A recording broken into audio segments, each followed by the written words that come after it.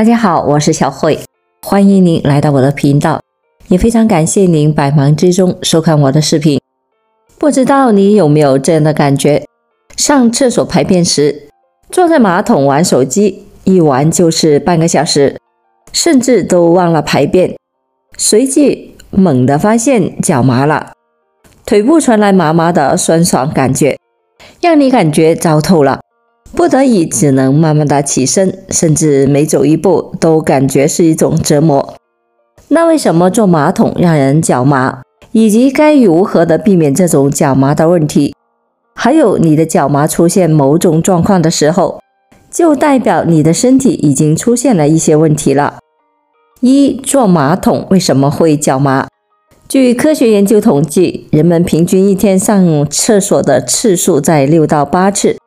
一年下来呢，约有2500次。这么算来，一个人一生将有3年的时间在马桶上度过，女生的时间将会更长。为什么坐马桶太久会出现脚麻呢？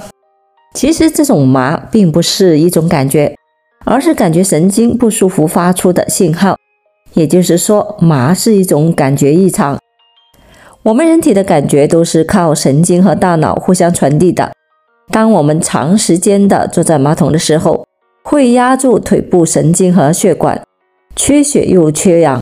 这么一来，神经还怎么向大脑传递信号呢？大脑接收不到腿部的信号，就没办法发号施令，所以你的腿就好像失去知觉一样。腿麻脚麻的形成大多是因为姿势的不良，久坐、久站或者是久蹲引起。腿部的血液流通不畅，周围神经受到了压迫，影响神经的正常传递，不能把受到的刺激准确及时的传给大脑，提醒我们变换姿势，所以就会腿脚发麻，并且长时间的保持同一个姿势，也会压迫颈神经或腓神经，引起神经麻痹症状，使腿和脚产生麻木的感觉。而这个过程大概只需要10到15分钟压迫的时间，就足够的让你从有点麻感变成了麻到受不了，然后要站起来走走才行。而当你在站起来的时候，你的腿部血管神经又得到了很好的脂肪，随之血液得到了更好的疏通流动，被切断的神经信号又会恢复正常了。只要不让时间太长，这样的麻感会自动的消失，神经也不会真的因此而受伤。但如果是压迫得太久，让脚麻木到没有感觉了，站起来也没有力气，这样神经就会受到损伤。尤其神经受伤之后的修复是非常慢的，所以真的太过分的长时间的压迫，其实还是会有危险的。2、坐马桶不脚麻的小方法，以及脚麻后怎么快速的缓解脚麻的方法。这里我们提供几个小方法，大家可以参考看看。第一，你在坐马桶的时候，不要过度的将身体前倾。虽然我们的身体在微微的前倾，大概10度左右的时候，是可以帮助我们排便变得更加的顺畅。但是现在大家都是拿着手机进去里面边做边看，为了更放松的看手机，肯定会把你的手肘放在大腿上，而正是这样的姿势会让你整个身体的压力都放在大腿前倾的接触点上，这样会让你的腿麻变得更快更加的严重。因此你去上厕所的时候，避免把你的手肘靠到大腿上，这就能够很有效的去缓解你上厕所腿麻的问题。第2个方法就是我们在坐马桶的时候，可以往后坐一点，坐到可以靠背，把重量分散到背后的马桶盖上，这样也可以有效的减缓你上厕所脚麻的问题。当我们坐马桶太久发生脚麻的时候，我们可以用以下几个小方法来快速的缓解脚麻的症状。1、我们立即改变姿势。刚开始感到腿脚发麻的时候，我们就立刻的改变姿势，活动一下，可以避免或是加深麻木感。2、手握空拳去敲打小腿的外侧，这样做可以比较快的消除麻木的感觉。3、把麻木的那条腿伸出去，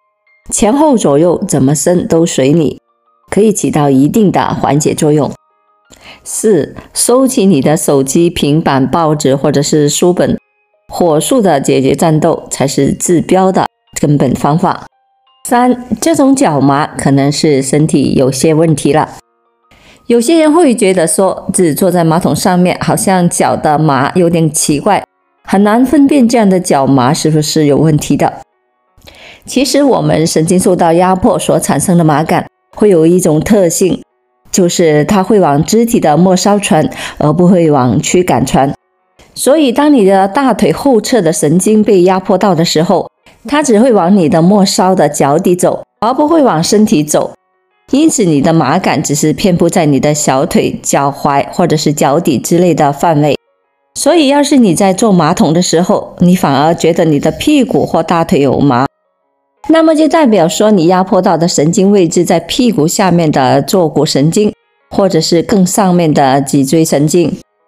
而这个就是很明显的征兆，表示说你的身体目前是有一点症状了，可能会有椎间盘突出的问题和椎管狭窄症2种，这些都是需要我们做进一步的检查了。